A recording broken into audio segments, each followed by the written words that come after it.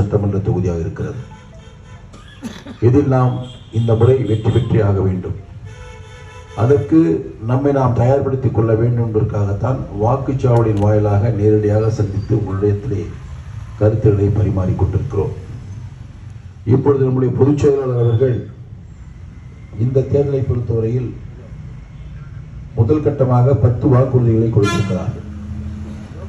இந்த வாக்குக்கும் 205 நோட்டீஸ் கொடுக்கிறோம். இங்க இருக்கிற அந்த பூத்தில் கமிட்டியில் இருக்கிறவங்க இந்த நோட்டீஸ் எடுத்துட்டு காலையில் இல்லை சாயந்தரம் உங்களுக்கு எப்போ வசதிப்படுதோ முடிஞ்சால் சாயந்தரம் நல்லா இருக்கும், மாலை இருந்தால் நல்லா இருக்கும். ஒரு அக்கௌண்ட் மட்டும் அவங்க அக்கௌண்ட்டில் பணம் வந்துடுறது, இப்படி ஒரு கூட்டம் ஏமாத்திட்டு இருக்கு. இதெல்லாம் இல்லாமல் நாம் ஆட்சிக்கு வந்தால் 150 நாள் 100 நாள் வேலையை 150 நாள் கொடுக்கப்படுகின்ற வாக்குறுதி நான் கொடுக்குறோம். ஏற்கனவே நம்முடைய புதுசை எடப்பாடியார் பிரைம் மினிஸ்டர் கிட்ட போய் மனு கொடுத்ததுனால பிரைம் மினிஸ்டர் 125 நாள் சட்டம் இயற்றிட்டார்.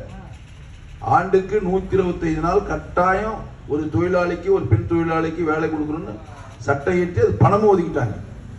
நாம் என்ன சொல்றோம், இந்த 125 நாளோட 150 நாளா நம்ம கொடுக்கணுன்ற வாக்குறுதியை கொடுக்கணும். இது பொறுமையா நல்லா சொல்லலாம்.